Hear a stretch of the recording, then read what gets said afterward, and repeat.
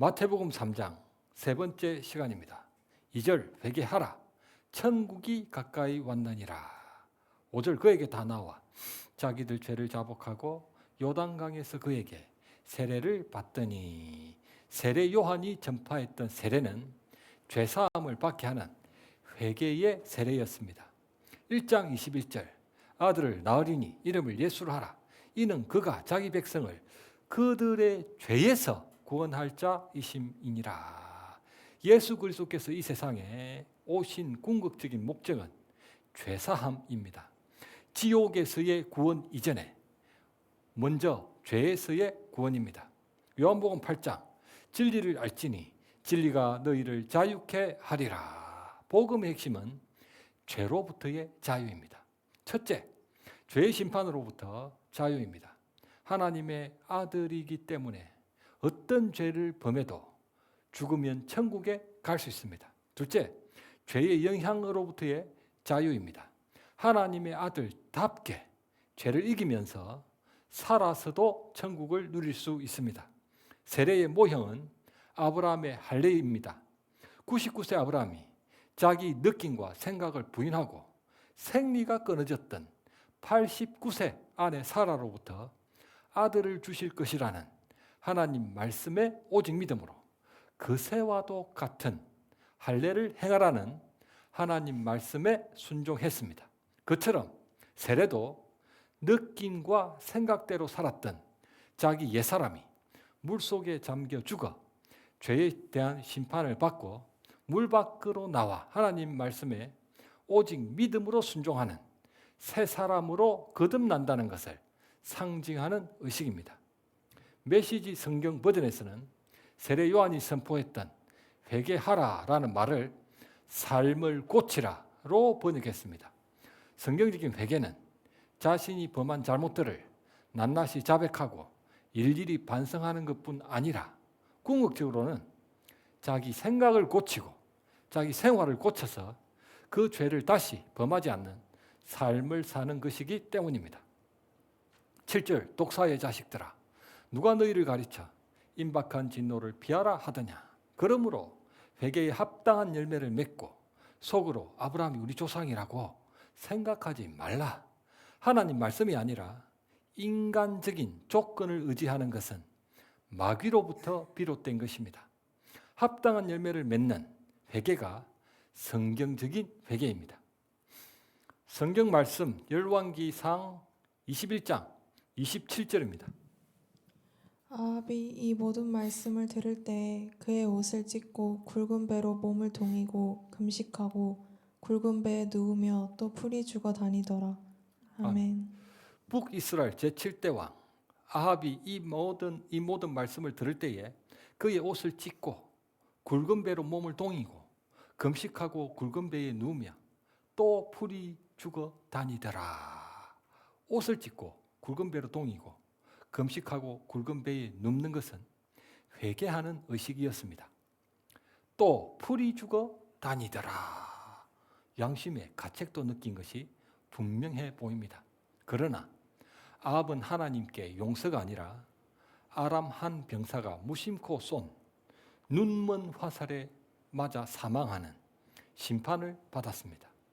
아합은 옷을 찢고 굵은 배로 동이고 금식하고 굵은 배에 눕는 회개의 의식도 행했고 풀이 죽어 다니는 양심의 가책도 느낀 것이 분명했는데 왜 심판을 받았습니까? 하나님이 죄인들에게 명령하신 것은 회개하는 의식이 아니기 때문입니다. 요한복음 8장 서기관과 바리새인들이 음행 중에 잡힌 여자를 끌고 와서 가운데 세우고 예수께 말하되 선생이여 이 여자가 간음하다가 현장에서 잡혔나이다. 모세는 율법에 이러한 여자들을 돌로 치라 명하였거니와 선생은 어떻게 말하겠나이까. 그들이 이렇게 말하면 고발할 조건을 얻고자 하여 예수를 시험함이러라. 예수님이 모세의 율법대로 그녀를 돌로 치라 말씀하셨다면 모세와 다를 바가 없어서 예수님이 있으나 마나였고 그녀를 돌로 치지 말라 말씀하셨다면 하나님의 아들이 율법을 범하게 되는 진퇴양난의 상황이었습니다. 성경 말씀 요한복음 8장 7절부터 9절입니다. 그들이 묻기를 마지 아니하는지라. 이에 일어나 이르시되 너희 중에 죄 없는 자가 먼저 돌로 치라 하시고 다시 몸을 굽혀 손가락으로 땅에 쓰시니 그들이 이 말씀을 듣고 양심의 가책을 느껴 어른으로 시작하여 젊은이까지 하나씩 하나씩 나가고 오직 예수와 그 가운데 섰는 여자만 남았더라. 아멘. 너희 중에 죄 없는 자가 먼저 돌로 치라. 그들이 이 말씀을 듣고 양심의 가책을 느껴 어른으로 시작하여 젊은이까지 하나씩 하나씩 나가고 오직 예수와 그 가운데 섰는 여자만 남았더라. 거룩하신 예수님의 말씀에 양심의 가책을 느끼지 않을 사람은 아무도 없었습니다. 어른으로 시작하여 젊은이까지 하나씩 하나씩 나가고 젊은이보다는 어른이 인생을 더 많이 살면서 죄를 더 많이 지었기 때문에 나이 값을 하기 위해서라도 양심의 가책도 당연히 더 많이 느끼고 더 빨리 느꼈던 것입니다. 만일 예수님 말씀에 양심의 가책조차 느끼지 못한다면 사람도 아닐 것입니다. 그러나 하나님이 죄인들에게 명령하신 것은 양심의 가책을 느끼는 것이 아닙니다. 양심의 가책을 느끼는 것과 회개하는 것을 혼돈해서는 안 됩니다. 예수님의 구원은 양심의 가책을 느끼는 사람이 받는 것이 아니라 회개하는 사람이 받습니다. 앞처럼 회개에 의식을 행하고 풀이 죽어 다니는 것과 회개하는 것을 혼동해서는 안 됩니다. 또 풀이 죽어 다니더라. 아합은 양심의 가책만 느꼈을 뿐 회개한 것이 아니었기 때문에 심판을 받았던 것입니다. 가룟 유다는 결정적인 순간에 자기 스승이신 예수님을 은 30에 팔아버렸습니다. 팔아버렸습니다. 결정적인 순간에는 버린다는 것입니다. 성경 말씀 마태복음 27장 3절부터 5절입니다. 그때 예수를 판 유다가 그의 정죄됨을 보고 스스로 뉘우쳐 그 은 30을 대제사장들과 장로들에게 도로 갖다 주며 이르되 내가 무죄한 죄를 팔고 피를 팔고 죄를 범하였도다 하니 그들이 이르되 그것이 우리에게 무슨 상관이냐 내가 당하라 하거늘 유다가 은을 성수에 던져놓고 물러가서 스스로 목매어 죽은지라. 아멘. 예수를 판 유다가 스스로 뉘우쳐 은 30을 대제사장과 장로들에게 도로 갖다 주며 이르되 내가 무죄한 피를 팔고 죄를 범하였도다. 그들이 이르되 그것이 우리에게 무슨 상관이냐 내가 당하라. 유다가 은을 성소에 던져놓고 물러가서 스스로 목매어 죽은지라. 가룟 유다는 스스로 뉘우쳐 은 30도 도로 갖다 주고 스스로 뉘우쳐도 너무 뉘우친 나머지 스스로 목매어 죽었습니다. 일말의 양심은 있었기 때문일 것입니다. 그러나 하나님이 죄인들에게 명령하신 것은 자기 느낌과 생각대로 스스로 뉘우치는 것이 아닙니다. 스스로 뉘우치는 것과 회개한다는 것을 혼동해서는 안 됩니다. 양심의 가책을 느끼거나 스스로 뉘우친다는 사람의 양심은 원죄로 말미암아 이미 오염되어 있는 상태이기 때문에 그런 것들은 자신이 자기 죄에 대해 책임지겠다는 자만심에 불과한 것입니다. 눈에는 눈, 이에는 이, 하나님 정의의 원칙에 합당한 심판과는 무관하기 때문에 책임지는 것과는 거리가 멉니다. 독생자의 얼굴에 침 뱉고 주먹으로 치고 손바닥으로 때리며 온갖 조롱을 다하고 벌거벗겨 십자가에 못 박아 죽인 죄가 어떻게 자기가 스스로 목매어 죽는 정도로 책임을 진다는 것입니까? 평행본문 누가복음 3장 7절부터 14절입니다.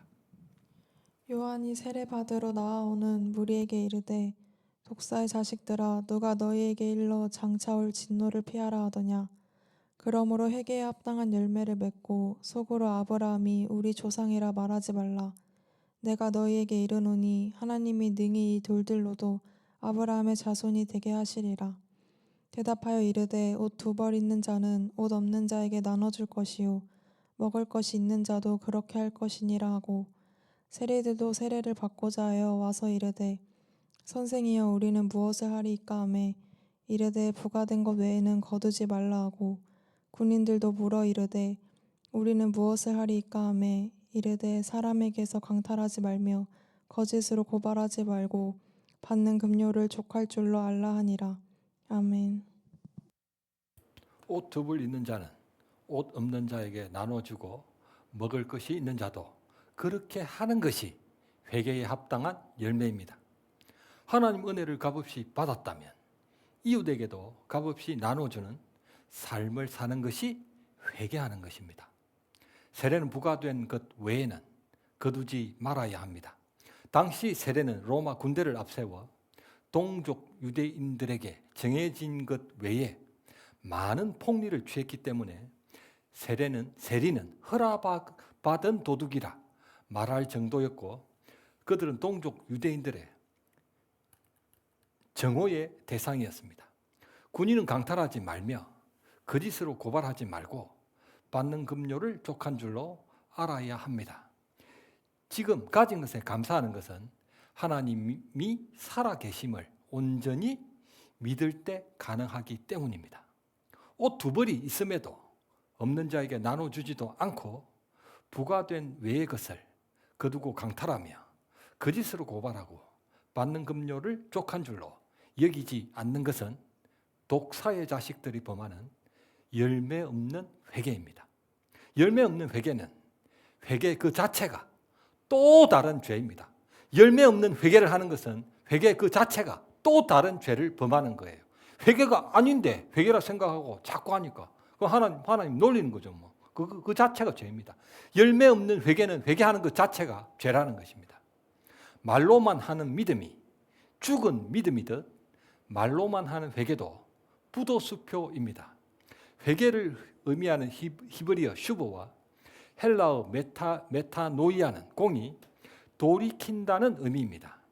자기 느낌과 생각으로부터 하나님 말씀 방향으로 돌이켜 그분 말씀에 오직 믿음으로 순종하는 마음으로 순종하며 살겠다는 마음으로 고쳐 먹는 것입니다. 하나님은 성도들에게 생명을 주실 뿐 아니라 생활도 책임져 주시기 때문에 먼저 생각을 바꾸고 생활까지 바꾸는 것이 바로 회개입니다. 요엘서 2장 13절 너희는 옷을 찢지 말고 마음을 찢고 너희 하나님 여호와께로 돌아올지어다. 하나님께 돌이키는 회개는 앞처럼 옷이 아니라 마음을 찢는 것입니다. 회개는 마음도 없는 종교 행위를 하는 것이 아닙니다. 마음을 돌이켜야 생활도 돌이켜집니다. 마음을 돌이키지 않는 이상에는 죄는 절대 끊어지지 않습니다. 내가 다시는 이 죄 짓지 않겠다. 그 마음조차 먹지 않는다면 그 죄는 절대로 끊어지지 않습니다. 생활도 바꾸지 못하는 구원이 생명을 바꿀 수 있을까요? 교회를 제법 오래 다닌 한 부부가 있었습니다. 어떤 한 주일에 아내가 예배 중 말씀을 듣고 은혜를 받았습니다. 그녀는 그날부터 하나님께 드리지 않았던 11조를 드려야겠다고 결심했습니다. 모든 물질은 하나님이 주신다는 것을 온전히 깨닫고 그것이 믿어졌기 때문입니다. 그래서 남편에게 이제부터 11조를 드리는 것이 어떻겠냐고 상의를 했습니다. 그러자 남편은 버럭 소리를 지르며 이렇게 말했습니다. 아니 10분의 1이면 그게 얼만데 교회에 바친다는 거야. 하나님이 세상을 이처럼 사랑하사 독생자를 주셨으니 이는 그를 믿는 자마다 멸망하지 않고 영생을 얻게 하려 하심이니라. 요한복음 3장 16절 몰라? 11조는 믿음 좋은 사람들이 바치는 거야. 우리도 믿음이 더 좋아진 다음에 하면 되잖아. 아직은 믿기만 하면 돼. 영생은 믿음으로만 얻는 것이지 11조를 들여 받는 것이 아니야. 맞습니다. 딩동댕입니다. 예수님의 십자가 은혜를 오직 믿음으로써 의로워지는 것입니다. 얼마 뒤에 아내가 더욱더 큰 은혜를 받았습니다. 남편에게 말했습니다. 여보, 이제 좀 바빠도 교회 봉사를 해야겠어요. 남편은 기급하며 답했습니다. 지금 제정신이야? 우리에게 그럴 시간이 어디 있어? 차라리 그 시간에 잠을 더 자고 아이들과 바람 쐬러 가는 게 더 나아. 우리처럼 바쁜 사람들은 그런 봉사하지 않아도 하나님이 다 아셔. 하나님은 전지전능하셔서 우리 바쁜 사정도 우리 믿음도 다 아신다고. 남편은 오직 믿음으로써 의로워진다는 의미를 오해하고 있습니다. 오직 믿음이라는 의미는 죄인이 의로워지기 위해서는 인간적으로 할 수 있는 일이 아무것도 없다는 의미지, 기록된 말씀대로 순종하는 일을 아무것도 하지 않아도 된다는 의미가 아닙니다.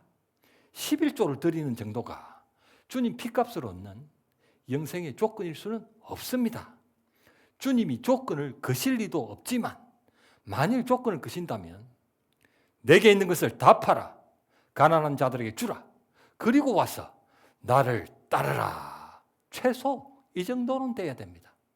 의로워진다는 것은 하나님과 바른 관계를 맺는다는 의미입니다. 창조주와 피조물, 왕과 백성, 주인과 종, 아버지와 아들, 랍비와 제자, 목자와 양, 포도나무와 가지, 하나님이 원하시는 의로움은 바로 그 관계를 맺는 것입니다. 그렇다면 하나님을 오직 믿음으로만 섬기겠다는 그 남편은 주님과 어떤 관계를 맺은 것입니까? 창조주이신 그분과 만들어져가는 피조물의 관계? 왕이신 그분과 다스려지는 백성의 관계? 주님이신 그분과 순종하는 종의 관계? 아버지신 그분과 닮아가는 아들의 관계? 랍비신 그분과 배우는 제자의 관계? 목자이신 그분과 따르는 양의 관계? 포도나무이신 그분과 붙어있는 가지의 관계? 딱히 떠오르는 관계가 없습니다. 어떻게 11조나 봉사 정도가 의로워지는 것에 조건일 수 있겠습니까? 그러나 하나님을 믿는다면서도 그분 말씀에 순종하지 않는 것은 하나님이 자신에게 모든 것을 주시는 분임을 믿지 않는 것입니다. 자신에게 물질과 힘도 주실 수 없는 분이 영생은 어떻게 주신답니까? 도대체 자신에게 물질과 힘도 주실 수 없는 분이 영생은 도대체 어떻게 주신다는 겁니까? 아울러 보통 남자 신자들이 가지는 회개에 대한 또 하나의 오해는 눈물을 흘려야 회개했다고 생각하는 것입니다. 눈물을 흘리지 않는 것보다 여자 신자처럼 흘리는 것이 더 회개하는 것 같이 보이기는 합니다만 자기 느낌일 뿐입니다. 회개의 관건은 눈물을 흘리느냐 흘리지 않느냐가 아니라 마음을 돌이키느냐 돌이키지 않느냐입니다. 하나님 말씀에 오직 믿음으로 순종하며 살겠다는 마음으로 돌이키지 않으면 회개하지 않은 것입니다. 하나님 말씀에 오직 믿음으로 순종하며 살겠다라는 마음으로 돌이키지 않으면 회개하지 않은 것입니다. 생각과 마음이 변하지 않았음에도 회개했다고 착각하는 것이 피눈물을 흘릴 일입니다. 오늘 본문 마태복음 3장 10절부터 12절입니다. 이미 도끼가 나무 뿌리에 놓였으니 좋은 열매를 맺지 아니하는 나무마다 찍혀 불에 던져지리라. 나는 너희로 회개하게 하기 위하여 불로 세례를 베풀거니와 내 뒤에 오시는 이는 나보다 능력이 많으시니 나는 그의 신을 들기도 감당하지 못하겠노라. 그는 성령과 불로 너희에게 세례를 베푸실 것이요 손에 키를 들고 자기의 타작 마당을 정하게 하사 알곡은 모아 곳간에 들이고 쭉정이는 꺼지지 않는 불에 태우시리라. 아멘. 아멘. 10절 이미 도끼가 나무 뿌리에 놓였으니 좋은 열매를 맺지 아니하는 나무마다 찍혀 불에 던지우리라. 나는 너희를 회개하게 하기 위하여 물로 세례를 베풀거니와 내 뒤에 오신 이는 나보다 능력이 많으시니니 나는 그의 신을 들기도 감당하지 못하겠노라. 그는 성령과 불로 너희에게 세례를 베푸실 것이요 손에 키를 들고 자기의 타작마당을 정하게 하사 알곡은 모아 곳간에 들이고 쭉정이는 꺼지지 않는 불에 태우시리라. 세례 요한의 선포대로 나쁜 열매를 맺는 나무나 쭉정이와도 같아서 마음을 고치지 않는, 회개하지 않는 사람들은 10절 찍혀 불에 던지우리라. 11절 불로 세례를 베푸실 것이요 12절 꺼지지 않는 불에 태우시리라. 지옥의 불 세례를 받게 됩니다. 그러나 자기 생각과 생활, 곧 삶을 고치는 회개를 하는 사람들은 좋은 열매를 맺는 나무나 알곡과도 같아서 성령 세례를 받고 천국 곳간, 곧 새하늘과 새 땅으로 들어가게 됩니다. 성경 말씀 베드로후서 3장 6절부터 13절입니다. 이로 말미암아 그때 세상은 물이 넘침으로 멸망하였을 때 이제 하늘과 땅은 그 동일한 말씀으로 불사르기 위하여 보호하신 바 되어 경건하지 아니한 사람들의 심판과 멸망의 날까지 보존하여 두신 것이니라. 우리는 그의 약속대로 의가 있는 곳인 새 하늘과 새 땅을 바라보도다. 아멘. 우리는 그의 약속대로 새 하늘과 새 땅을 바라보도다. 주님의 초림으로 인해 임하기 시작했던 하나님의 나라는 주님의 재림으로 인해 지금의 하늘과 땅이 불살라짐으로써 새 하늘과 새 땅으로 완성됩니다. 죄송합니다. 하늘과 땅이 바뀐다는 것이 상상이나 됩니까? 그 모형은 물이 넘침으로 멸망당했던 노아 홍수입니다. 노아 홍수를 통해 새 하늘과 새 땅을 조금이나마 추정해 볼 수 있습니다. 노아 홍수 당시 세상이 다 잠길 정도로 그토록 많은 물이 어디서 생겨났습니까? 창세기 7장. 그날에 큰 기쁨의 샘들이 터지며 하늘의 창문들이 열려 40주야를 비가 땅에 쏟아졌더라.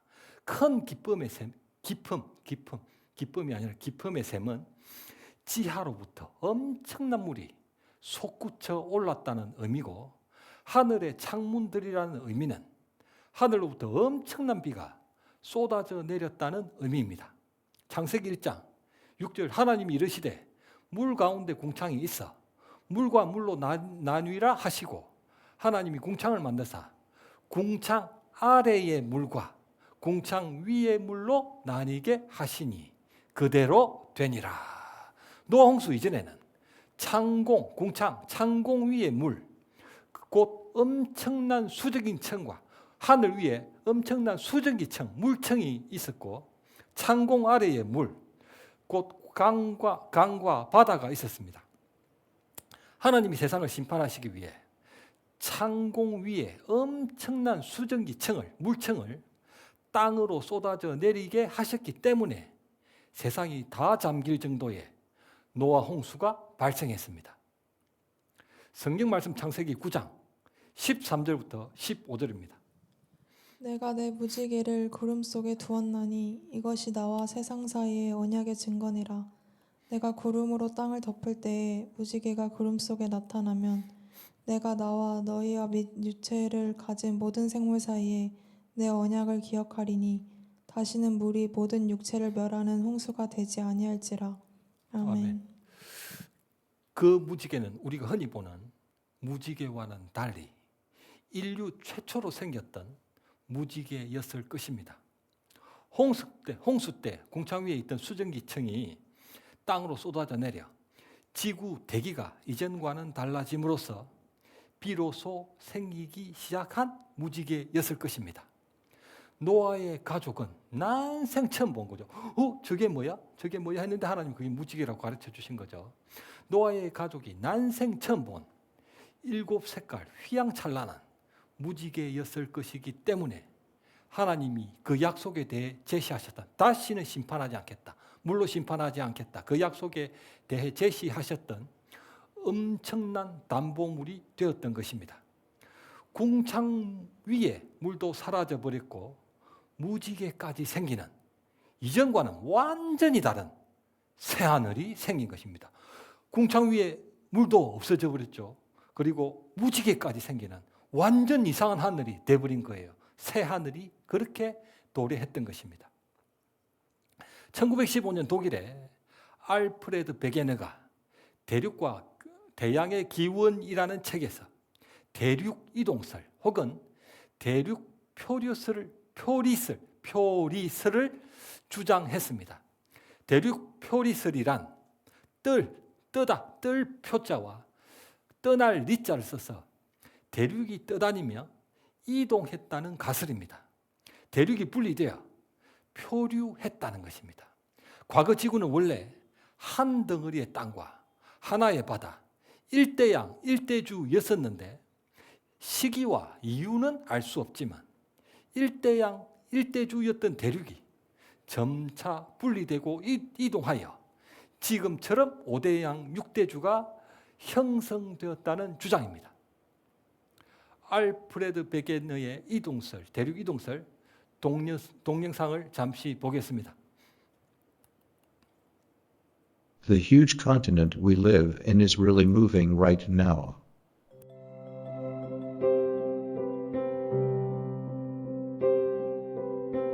과학생 과학습. 움직이는 대륙. 베게너가 주장했던 대륙 이동설에 대해 알아봅시다. 베게너는 기구를 사용하여 고층 대기를 연구하던 기상학자였지만 지질학 분야에도 관심이 많았습니다. 그러던 어느 날 베게너는 대서양 건너편 아메리카 대륙에서 발견된 동물과 식물의 화석 그림에서 의문을 품었습니다. 어떻게 멀리 떨어진 대륙에서 같은 종류의 동식물이 살고 있을까? 동물들이 수백 킬로미터를 헤엄쳐서 건너간 걸까? 그럴 리 없지. 아니, 남미 대륙의 동쪽 해안선과 아프리카의 서쪽 해안선이 딱 맞아 떨어지는데?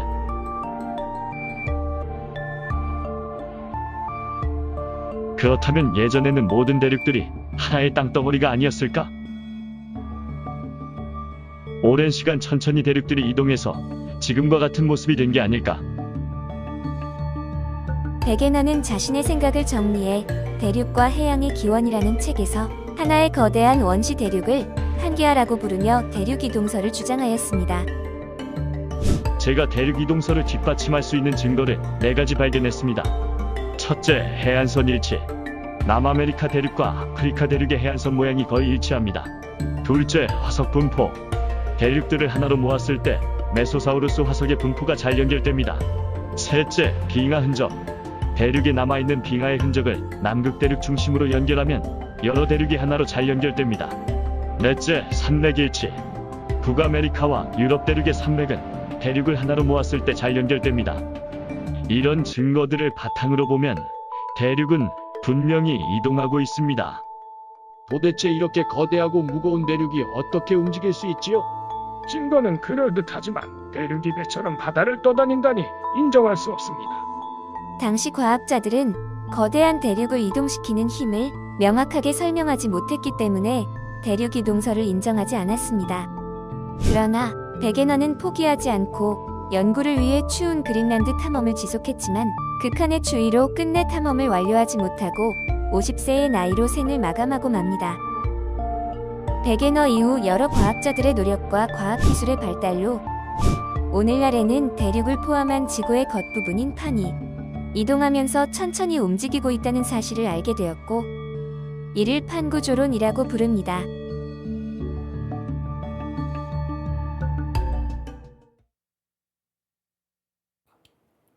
베게너의 주장처럼 원래 일대양, 일대주였던 지구가 지금처럼 5대양, 6대주가 되었던 그 시기와 그 이유를 성경이 정확히 증거합니다. 창세기 10장, 에벨은 2 아들을 낳고 하나의 이름을 벨렉이라 하였으니 그때에 세상이 나뉘었음이요. 에벨에게서 벨렉이 태어났을 당시 세상이 나뉘었다고 했습니다. 에벨이 벨렉을 낳을 당시 세상이 나뉘어지는 것을 목격을 했는데 너무 엄청난 사건이었기 때문에 아들 이름을 나누어진다라는 의미로 벨렉이라고 지었던 것입니다. 벨렉이 나누어진다는 뜻이거든요. 세상이 나누어졌다는 것은 무슨 의미일까요? 평해문문 역대상 1장 19절입니다. 에벨은 두 아들을 낳아 하나의 이름을 벨렉이라 하였으니 이는 그때의 땅이 나뉘었으며 그의 아우의 이름은 욕단이며. 아멘. 아멘. 창세기 10장에서 세상이 나뉘어졌다는 서술은 일대양 일대주였던 지구가 노아 홍수로 인한 대격변으로 말미암아 지금처럼 5대양 6대주로 땅이 나뉘어졌다는 의미입니다. 창세기 1장 9절 하나님이 이르시되 천하의 물이 한 곳으로 모이고 묻히 드러나라 하시니 그대로 되니라. 한 곳으로, 물이 한 곳으로 모이고 묻히 드러나라 하시니 그대로 되니라. 노아 이전, 홍수 이전 태초에 하나님이 만드셨던 지구는 천하의 물이 한 곳으로 모이고 묻히 드러났던 일대양 일대주였지만 노아 홍수로 말미암아 5대양 6대주로 나뉘어진 것입니다. 에벨은 벨렉을 낳기 전에 노아 홍수로 말미암아 땅이 갈라지고 바닷물이 밀려 들어와 한 대륙이 여러 대륙으로 나누어지는 정말 엄청난 광경을 목격했던 것입니다. 각 대륙의 해안선들에서 동일한 화석들이 발견되는 이유는 홍수 이전에는 대륙들이 붙어 있었기 때문에 같은 종류의 동물들이 서식하고 있다가 노아 홍수로 인해 동일한 화석으로 만들어진 동시에 땅이 갈라지면서 여러 대륙으로 나누어 흩어졌던 것입니다. 베개는 대륙 이동을 1915년에 발견했지만 성경에는 지금으로부터 3,500년 전에 그 시기와 그 이유가 이미 기록되었습니다. 종말 심판의 모형인 노아 홍수로 말미암아 이전과는 완전히 다른 새 땅도 도래했습니다. 말씀을 맺겠습니다. 새 하늘과 새 땅은 노아 홍수라는 모형을 통해 그 완성을 가늠해 볼 수는 있지만 분명히 알 수는 없습니다. 그러나 분명한 사실은 주님이 구름 타고 재림하시면 절대 회개하지 않는 666 세력은 지옥 곧 꺼지지 않는 불에 들어간다는 것입니다. 반면에 온전히 회개해 성령 세례를 받은 14만 4천 군대에게는 새 하늘과 새 땅이 도래합니다. 성경적인 회개는 그 의식을 치르는 것도 양심의 가책을 느끼는 것도 스스로 뉘우치는 것도 아닙니다. 주님 말씀에 오직 믿음으로 순종하며 살겠다는 마음으로 돌이키는 것입니다. 엘리야가 모든 백성에게 가까이 나아가 이르되 너희가 어느 때까지 돌 사이에서 머뭇머뭇하려느냐. 여호와가 만일 하나님이면 그를 따르고 바알이 만일 하나님이면 그를 따를지니라. 아멘. 기도하겠습니다. 하나님 감사합니다. 회개에 대해 주님이 말씀하신 그 내용들 상세히 살펴보았습니다. 회개는 잘못했다고 말을 하는 것이 아니라 마음을 바꾸는 것임을 마음에 새기게 하시고 하나님 말씀에 오직 믿음으로 순종하며 살겠다는 마음으로 아버지께 영광 돌리는 우리 모두가 되게 하여 주옵소서. 예수님의 이름으로 기도드리옵나이다. 아멘.